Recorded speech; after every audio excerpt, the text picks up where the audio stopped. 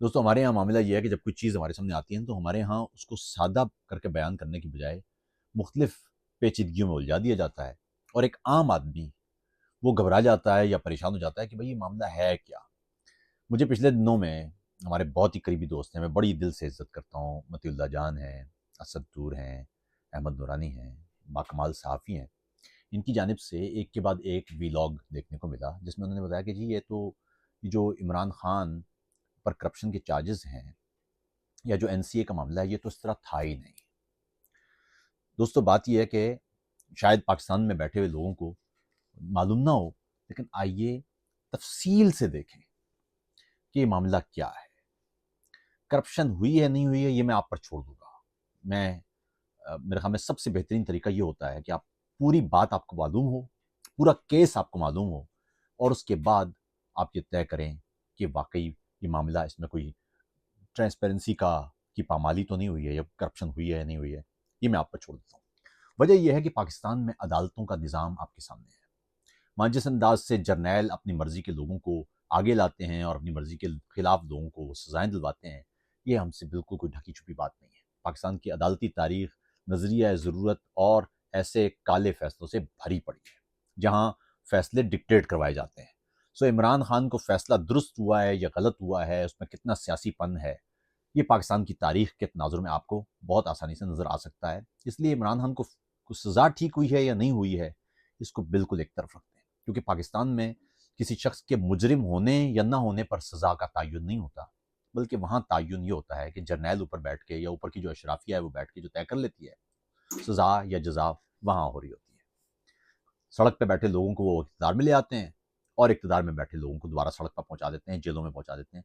ये हम सबको मालूम है। लेकिन इस मामले में जो एनसीए का पूरा 190 मिलियन का मामला है, आए उसको आराम से समझते हैं।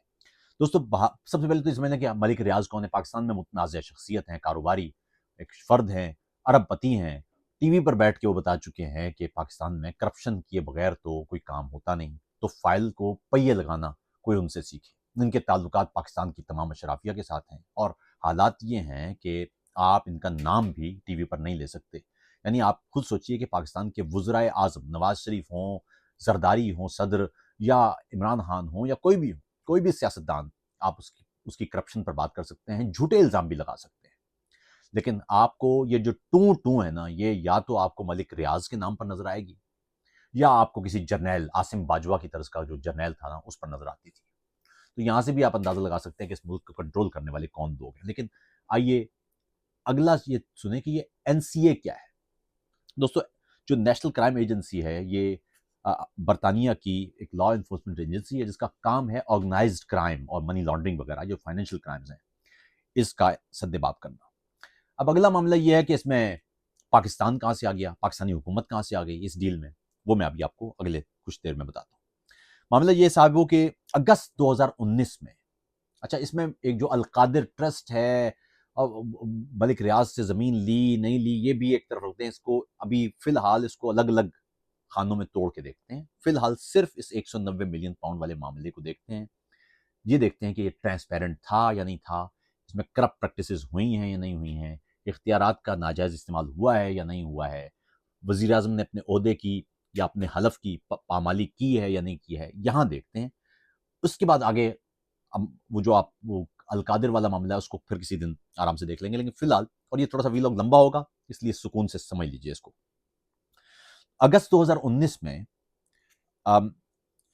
दिसंबर 2018 में उन्होंने इन्वेस्टिगेशन शुरू की थी, ये मलिक रियाज और उनकी फैमिली के खिलाफ। और इसमें जो 50 मिलियन पाउंड जो हाइड पार्क पहले जो वो है, एक अपार्टमेंट था, या जो जो इमारत थी, उसकी उसकी खरीदारी के हवाले से इन्होंने, कि पैसे कहाँ से आए, 50 मिलियन पाउंड। अगस्त 2019 में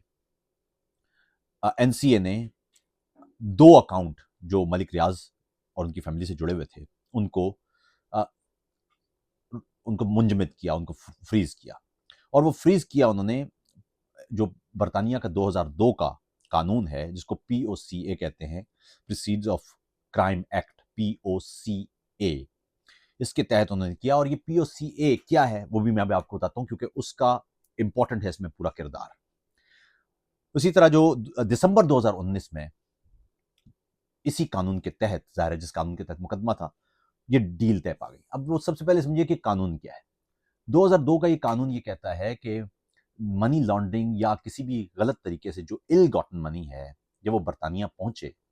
تو ٹرانسپیرنسی کے لیے ضروری ہے کہ وہ اس ملک کو واپس لوٹائی جائے جس ملک سے وہ آئی ہے۔ لیکن ایسا ممکن ہے کہ کوئی دوسرا ملک جہاں سے وہ آئی ہے وہاں تحقیق مشکل ہو جائے کہ کیسے وہاں سے آئی ہے،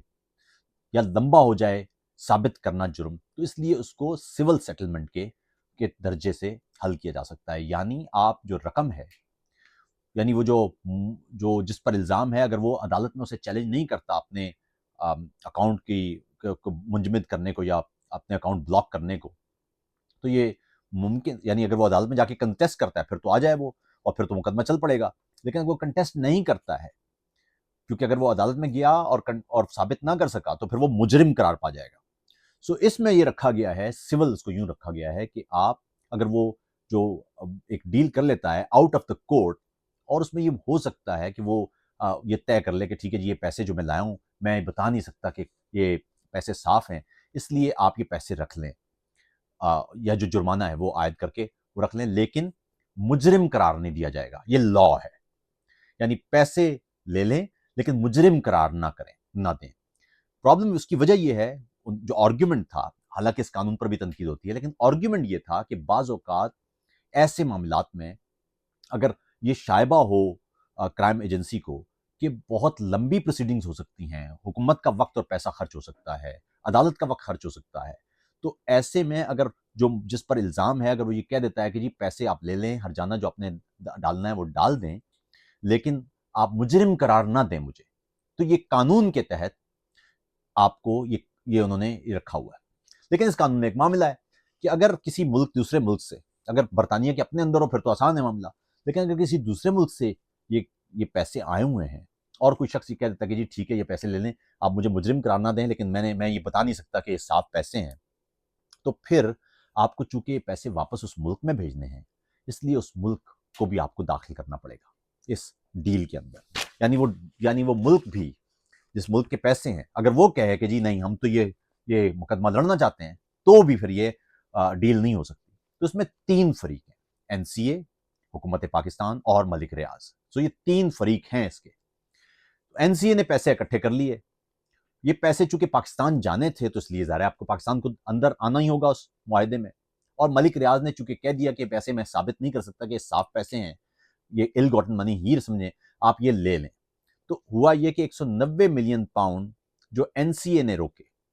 NCA نے بلاک کر لیے، اس کے لیے اب وہ پاکستان چونکہ واپس جانا تھے تو پاکستانی حکومت کو بھی لینا تھا کہ بھئی آپ کو یہ قبول ہے یہ ڈیل یا ڈیل قبول نہیں ہے۔ اگر ڈیل قبول نہیں ہے اور آپ مقدمہ کرنا چاہتے ہیں تو ظاہر مقدمہ ہوگا۔ پاکستان نے کہا جی یہ تو ہمیں ڈیل قبول ہے۔ اس وقت تو ٹی وی پر آ کے عمران خان حکومت اور ان کے مشیروں نے بتایا کہ جی یہ تو بہت، دیکھیں نا ہم نے 190 ملین، حالانکہ انہوں نے یہ نہیں روکے، انہوں نے بھی نہیں پکڑے یہ پیسے، NCA نے پکڑے یہ پیسے، لیکن انہوں نے ظاہر کیش کروایا اس کو سیاسی طور پر کہ جی ہم نے دیکھے نا 190 ملین پاؤنڈ پاکستان میں واپس آ رہے ہیں۔ اچھا ٹھیک ہے، اس معاہدے میں پاکستان آ گیا۔ اچھا اس معاہدے میں کیا یہ گیا کہ اس معاہدے میں ظاہر آپ کو بتانا ہے کہ کہاں کس اکاؤنٹ میں پیسے جانا ہے۔ اس معاہدے میں یہ کیا گیا، وہاں آرگیو یہ کیا گیا کیونکہ چونکہ یہ والے پیسے جو ایک اور مقدمے میں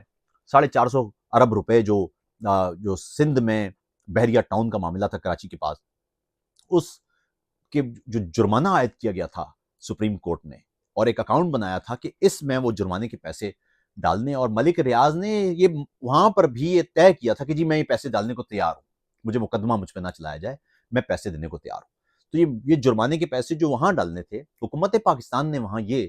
آرگیومنٹ پیش کیا کہ یہ جو پیسے ہیں جو یہاں NCA نے پکڑے یہ وہاں سے آئے ہوئے ہیں، اس لیے پیسے وہاں ڈال دیے جائیں، کیونکہ سپریم کورٹ نے جو اکاؤنٹ بنایا ہے اس میں یہ پیسے جائیں گے، تو وہ وہاں چونکہ لکھا ہوا ہے کہ پیسے کس طرح سے استعمال ہونا ہے وہ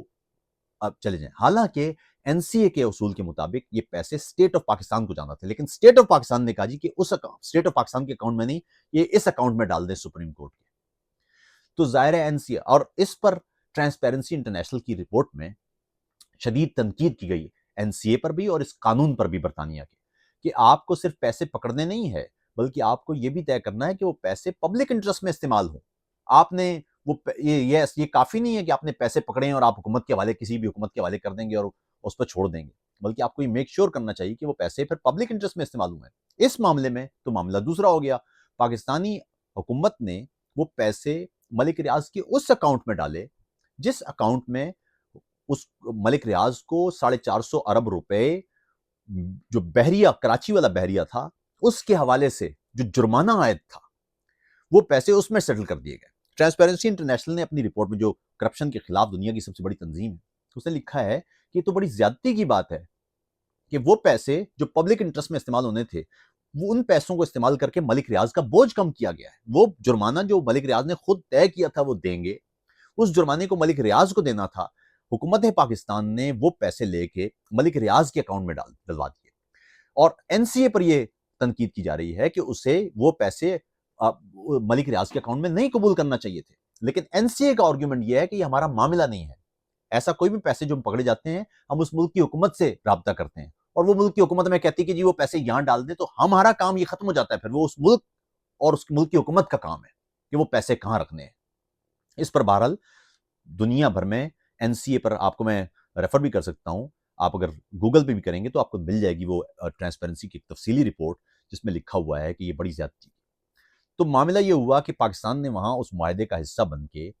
بتایا کہ جی آپ کو ہم اس اکاؤنٹ میں پیسے ڈالنے کا کہہ رہے ہیں. این سی اے نے وہ پیسے اٹھا کے ملک ریاض کے اکاؤنٹ میں، جو سپریم کورٹ کا اکاؤنٹ تھا، وہ بنا دیا. یعنی اس طرح سے یہ جو پیسے این سی اے نے پکڑے ایک سیٹلمنٹ کے ذریعے، وہ پیسے جو ملک ریاض سے حاصل کیے گئے وہ پیسے دوبارہ سے ایک طرح سے ملک ریاض کے ہی اکاؤنٹ میں آ گئے.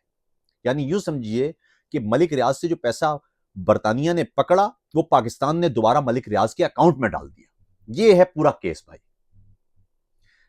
بدقسمتی یہ ہے کہ ہمارے ہاں الجھا دیا جاتا ہے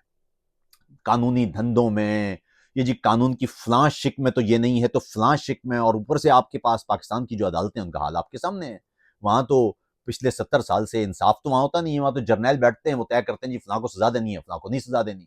اس لیے اور عدالتوں نے اپنے آپ کو کبھی کھڑا کیا نہیں ہے ان کے سامنے. تو حالات یہ ہیں کہ عدالتوں کا اپنا تشخص تو برباد ہوا ہی ہے. ایسے میں ان عدالتوں سے اب جو چاہیں فیصلے کروا لیں. لیکن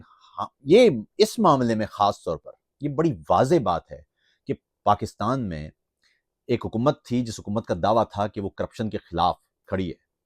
اس حکومت کو ایک کرپشن سے متعلق پیسے پکڑ کے اس کو شامل کیا گیا، اور اس حکومت نے وہ پیسے پبلک انٹرسٹ میں استعمال کرنے کی بجائے وہاں آرگیومنٹ یہ دیا کہ سپریم کورٹ نے یہ جو پیسوں کے لیے اکاؤنٹ بنایا ہے یہ پیسے چونکہ پبلک انٹرسٹ میں استعمال ہو سکتے ہیں، اس لیے آپ وہ پیسے یہاں ڈال دیں، کیونکہ سپریم کورٹ نے جو نظام بنایا ہے اس کے تحت یہ پیسے پاکستان میں خرچ ہو جائیں گے لوگوں پر. اب یہاں پر زیادتی یہ ہے، اگر آپ قانونی طور پہ دیکھیں تو ظاہر کوئی معاملہ نہیں ہے. حکومت پاکستان نے کہہ دی وہ پیسے وہاں سے پکڑے ہوئے ہیں، لیکن آپ اگر داخلی طور پر دیکھیں تو یہ زیادتی ہے، کیونکہ وہ ایک الگ معاملہ تھا کراچی کے بحریہ والا، اور یہ ایک الگ معاملہ تھا، اس پر الگ جرمانہ ہوا تھا. یہ پیسے پکڑ کے حکومت پاکستان کے پاس آنا تھے. اور وہاں پی سی اے جو این سی اے ہے اس نے اپنی پریس ریلیز میں واضح طور پر لکھا تھا کہ یہ پیسے ہم ریاست پاکستان کو لوٹا رہے ہیں. یہاں پر بالکل پاکستان میں نے دیکھا کئی صحافی ہیں، پڑھے لکھے لوگ ہیں، اور انہوں نے اس پورے معاملے کو بالکل ہی الجھا کے رکھ دیا ہے. وہ یہ کہہ رہے ہیں جی کہ نہیں ایسا تو نہیں ہے، وہ تو ایسا تو نہیں ہوا تھا. یہ بھائی یہ سامنے پیپرز پڑے ہوئے ہیں، یہ پورے کے پورے پیپرز میں آپ کو تفصیل سے، میں اگر آپ کہیں تو میں یہ یہاں اب یہ پوری کی پوری پروسیڈنگز بھی آپ کے سامنے رکھ سکتا ہوں. ملک ریاض نے این سی اے کے ساتھ یہ طے کیا کہ یہ پیسے جی میں ثابت نہیں کر سکتا، یہ صاف ہیں، اس لیے یہ پیسے آپ رکھ لیں. این سی اے نے حکومت پاکستان سے کہا جی کہ اگر آپ یہ معاہدہ قبول کرتے ہیں، اس معاہدے کا آپ حصہ بنتے ہیں، آپ سیٹلمنٹ پہ آتے ہیں اور آپ یہ کہتے ہیں جی کہ ہم نے واقعی اس پر مقدمہ نہیں چلانا، یہ پیسے جو ال گاٹن منی یا منی لانڈرنگ سے پیسے آئے ہیں، ٹھیک ہے یہ پیسے آ رہے ہیں، ہم بھی مان لیتے ہیں کہ اس کو مجرم نہ قرار دیا جائے، لیکن یہ پیسے ہمیں آپ لوٹا دیں. حکومت پاکستان نے اس معاہدے کا حصہ بن کے یہ کرنے کی بجائے کہ وہ پیسے پاکستان لائے جاتے ہیں، وہ پیسے اٹھا کے سپریم کورٹ کے اکاؤنٹ میں آ گئے. اور یہ کہنا کہ جی وہ دیکھیں نا پیسے تو پاکستانی آئے ہیں، جی پاکستان آئے ہیں، لیکن دو الگ الگ جرمانوں کے لیے پیسے ہیں. ایک جرمانہ وہاں پر ہے جو برطانیہ نے کیا ہے اور پیسے حاصل کیے ہیں، دوسرا جرمانہ ایک اور معاملے کا جرمانہ ہے جو پاکستان میں ہوا ہے. ملک ریاض کو پیسے 450 یا 460 ارب روپے تھے، وہ تو الگ جمع کروانے ہی تھے، یہ پیسے اٹھا کے کیوں اس میں ڈال دیے؟ یہ ہے سوال. اور پھر ایسے میں وہ جو ڈیل ہے وہ لانا اور کابینہ سے یوں منظور کروانا کہ کابینہ کو دکھانا بھی نہیں، یہ بڑی زیادتی کی بات ہے۔ یعنی یہ تو ہو سکتا ہے نا ممکن کہ بھئی آپ نے حکومت کے ساتھ این سی اے نے طے کیا ہوا ہے کہ جی اب جو ڈیل کر رہے ہیں آپ اس کو اگری کرتے ہیں تو پھر ہم اس کو پبلک یہ نہیں ہوتی، کیونکہ پبلک کو یہ سارے یہ جو ہے وہ اس لاء کے مطابق جو جس نے یہ جرم کیا ہے یا جس سے پیسے پکڑے گئے ہیں، جرم نہیں کہہ سکتے اس لیے کہ اس میں تو درج ہے کہ اس کو ہم نے مجرم نہیں کہنا ہے، پیسے پکڑ لیے ہم نے، اس کو سول جو ہے وہ پروسیڈنگز میں لایا جائے گا۔ لیکن اگر آپ نے کر لیا ہے کہ ایک بندے سے جس سے پیسے پکڑے گئے ہیں اس سے آپ نے پکڑ لیے پیسے اور آپ اس معاہدے کا حصہ بن گئے ہیں اور اس معاہدے کی آپ منظوری دلوا رہے ہیں تاکہ وہ پیسے پاکستان آ جائیں، لیکن آپ کابینہ کے وزراء کو وہ بتا ہی نہیں رہے کہ معاہدہ کیا ہے، جس پر ان سے یعنی اصول یاد رکھیے، منظوری آپ کب دیتے ہیں؟ آپ جب منظوری دیتے ہیں تو آپ پڑھ کے دیتے ہیں نا منظوری، یعنی ایسا کیسے ہو سکتا ہے کہ میں آپ پیپر دوں آپ کو اور کہوں گے آپ نے اس کو آپ کو یہ منظور ہے؟ یعنی آپ خود سوچیے، دنیا کے کسی قانون، پاکستان کے کسی قانون، کوئی انسانیت، کوئی اخلاقیات یہ کہتی ہے کہ میں آپ کو کہوں کہ میں آپ کو ایک پرچہ دکھا رہا ہوں اور آپ کو کہوں گے اس کو منظور کر لیں؟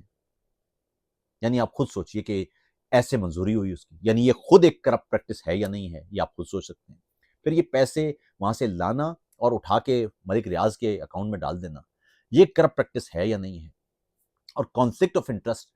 وہ اس کا تعلق یوں بنتا ہے کہ آپ جب ایک پرائم منسٹر ہیں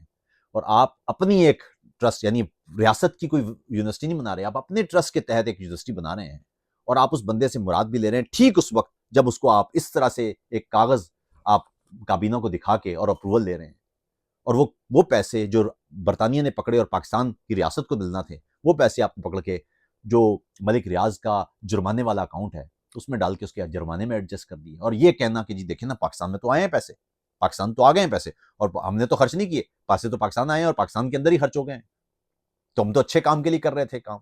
آپ نے کوئی بینیفٹ اس سے لیا ہے یا نہیں لیا ہے؟ آپ نے زمین اس سے لی ہے یا نہیں لی ہے؟ آپ نے کوئی اچھے مقصد کے لیے سیرت النبی پڑھانے کے لیے یونیورسٹی بنانی تھی یا نہیں بنانی تھی، وہاں پر کچھ اور کرنا تھا، یہ تو ایک الگ بحث ہے۔ سوال یہ ہے کہ کیا یہ کرپٹ پریکٹس ہے یا نہیں ہے؟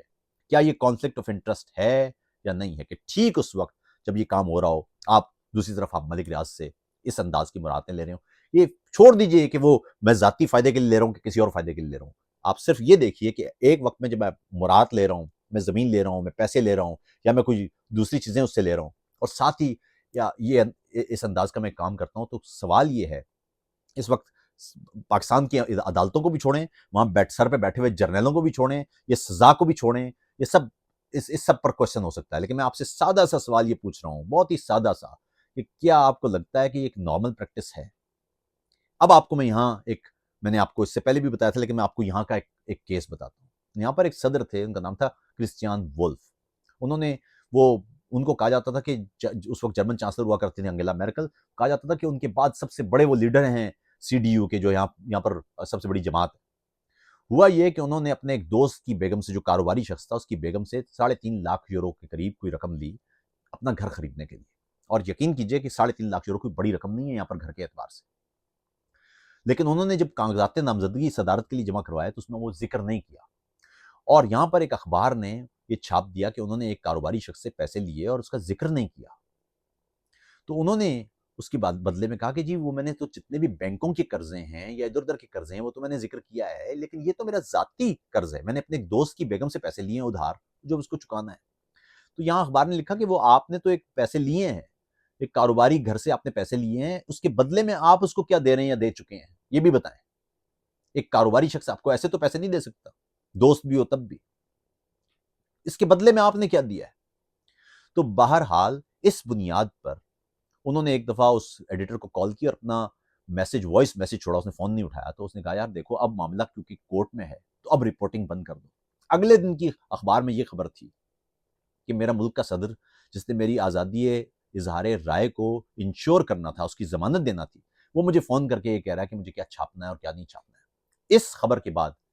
وہ اس وقت عمان کے دورے پر تھے صدر، واپس آیا اور ان کو استعفیٰ دینا پڑ گیا۔ بعد میں انویسٹیگیشن ہوئی اور یہ بھی پتہ چل گیا کہ انہوں نے نہ کوئی کسی طرح کی کوئی مراد دی ہیں اس اپنے کاروباری دوست کو، اور یہ صریحاً دوستی کی بنیاد پر قرضہ تھا، لیکن کرسچیان وولف کا سیاسی کریئر ختم ہو گیا۔